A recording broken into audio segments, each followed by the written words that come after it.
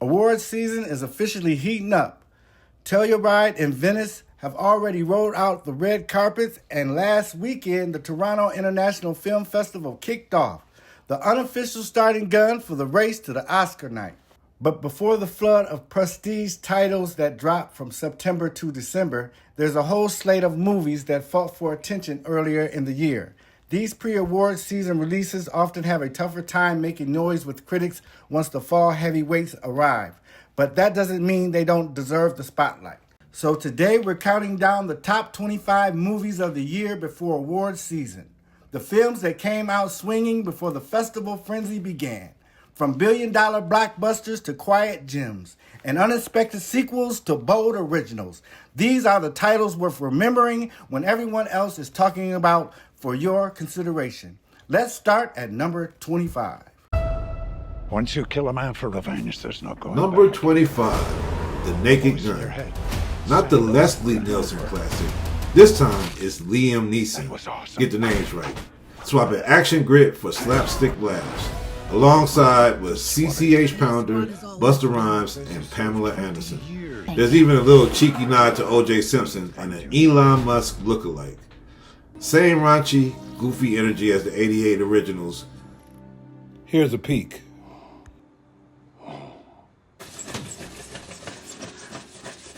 You aren't lying. This oven is disgusting. But Hollywood, maybe just give these remakes a rest. Paramount still banked 51 million domestic and 96 million worldwide.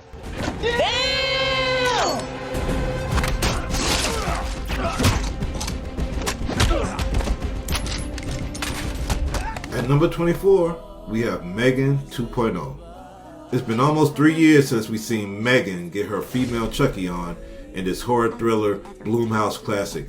And after the 2022 release scored Universal Pictures a whopping 180 million worldwide box office, it was inevitable that it was going to come back for another one. In the sequel, Megan, who was believed to be decommissioned, finds that her programming was stolen and used to make a military weapon named Amelia. The only viable solution is to bring Megan back in order to take down Amelia. Allison Williams returns. We all loved her from Get Out.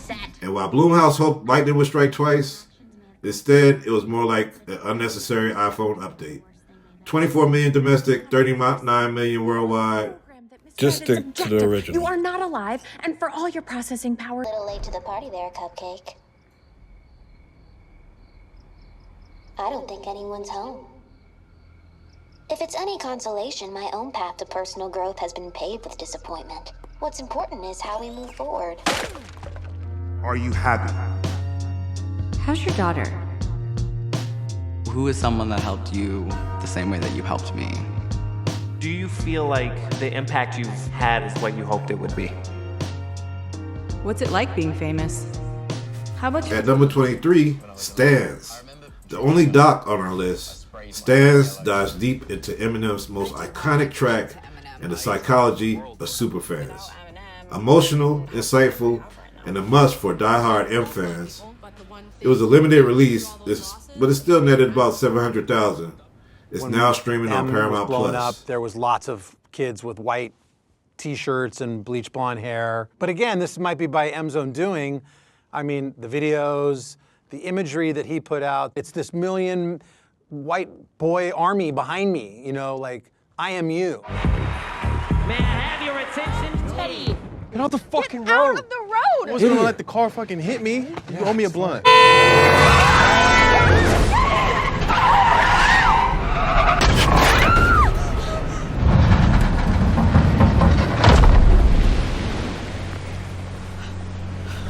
Coming in at number 22, I Know What You Did Last Summer.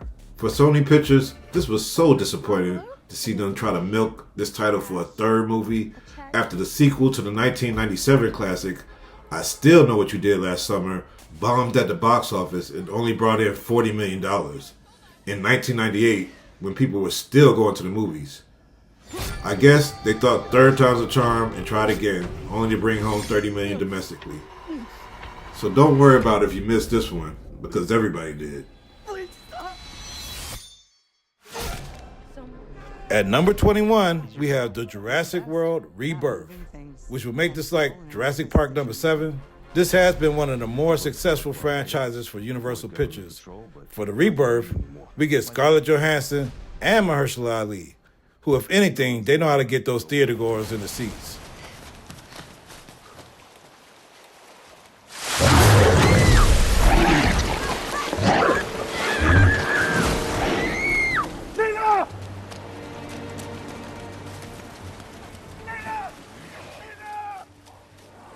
The movie is set 5 years after Jurassic World Dominion.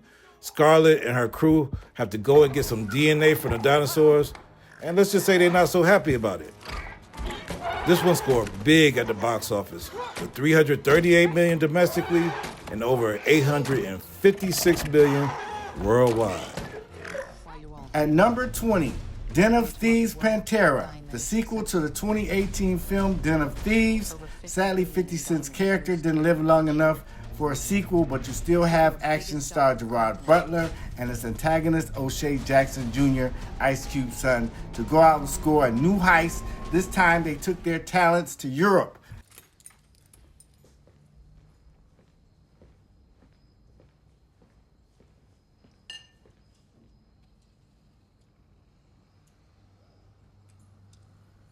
Mademoiselle, grab a seat.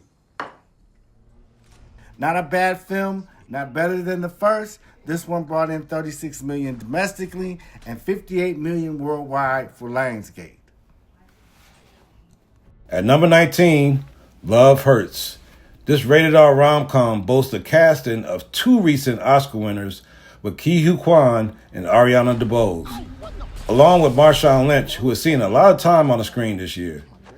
Just because you have all that talent doesn't mean that you have chemistry. Marshawn did steal a couple of good scenes. Oh, I got it. Get your ass over here. Come here. Damn,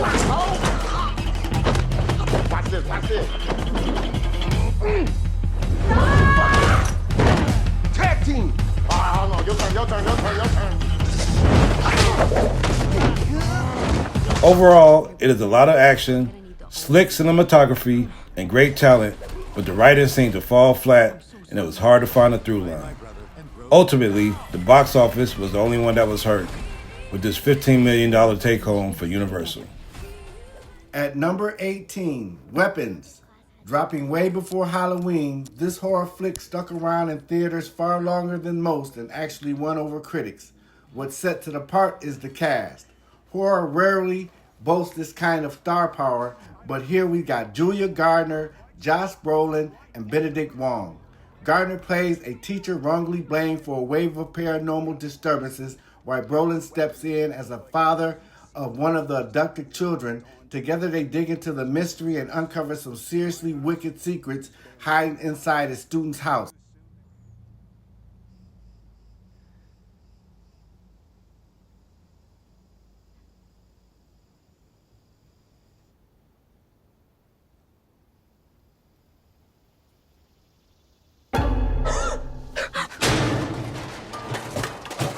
For Warner Brothers, it was a gamble that paid off.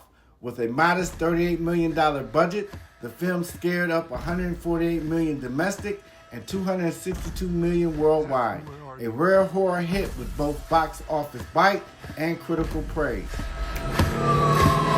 Where did you go? At number 17, The Accountant 2. In the sequel, Ben Affleck and John Barenthal reunite for a global money laundering takedown. Gavin O'Connor keeps the fights crisp and the math jokes dry. Do I make you nervous?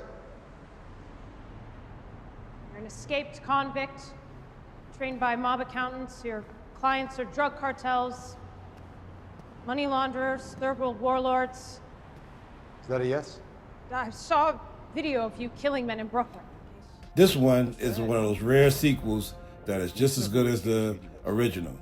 Warner Brothers racked up $94 million domestic and $208 million worldwide. Let's take a look. Your silly ass questions, and you got the balls to accuse me of money laundering?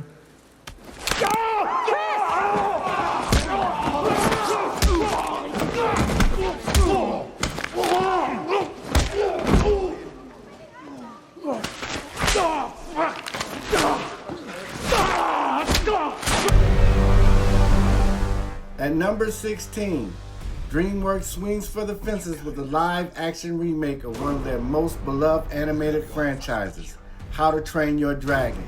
This time, Mason Theme steps into the role of Hiccup, and Nico Parker plays Astrid, while Toothless, not Dame Dash, but the dragon, once again proves that he's the real star of the show.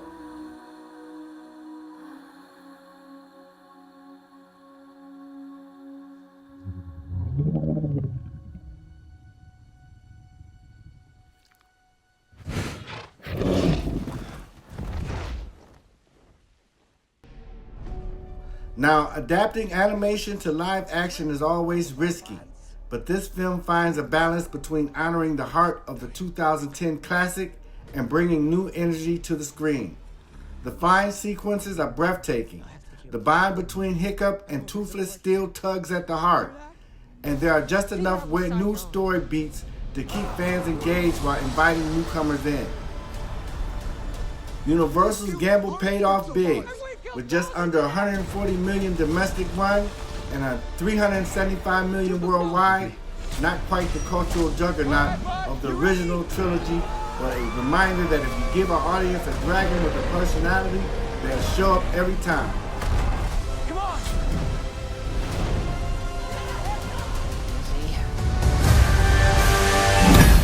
Oh, wow! Did you see that?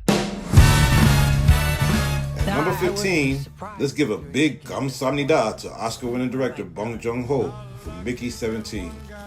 Even before making history in 2020 with Parasite, sweeping Best Picture, Best Director, and Best Original Screenplay, Bong had already cemented his legend with films like The Host, Snowpiercer, and Mother. With Mickey 17, Bong goes back to one of his favorite playgrounds, ecological and existential monsters as metaphors for human flaws.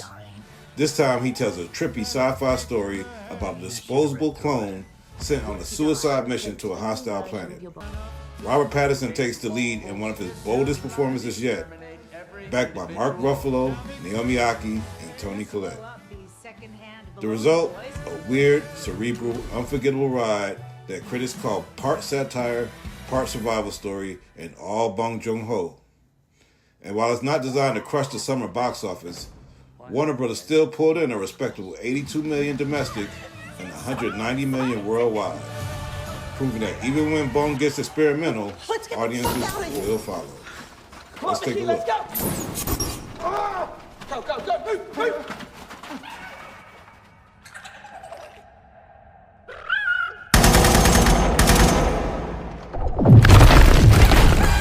Number 14. Issa Rae teams up with mega producer Charles King to deliver One of Them Days, a film that feels like a spiritual cousin to Friday. Keke Palmer and SZA anchor the story as two women just trying to make it through a chaotic day in LA, and along the way we get hilarious cameos from Cat Williams, Vanessa Bell Calloway, and Abbott Elementary's Janelle James. Today's my first day. Did we still get the money? Listen, be careful. You take heed. Somebody take heed. Heed is not being taken. Catch! Woo! It's getting hot. Bitch, you about to get electrocuted. It's gonna be shea butter smell all over the hood. What makes this one pop is the energy. The chemistry between Palmer and SZA is effortless. The humor is sharp, and the script leans into the kind of neighborhood storytelling that could easily cement cult classic status down the line. Rand King once again proved they have their finger on the pulse of the culture, blending comedy with a little heart and a whole lot of style. Sony Pictures also proved you don't need a blockbuster budget to make noise. Off just 14 million, One of Them Days flipped that into 50 million domestic and 51 million worldwide. A strong showing for a film that might be talked about long after award season fades.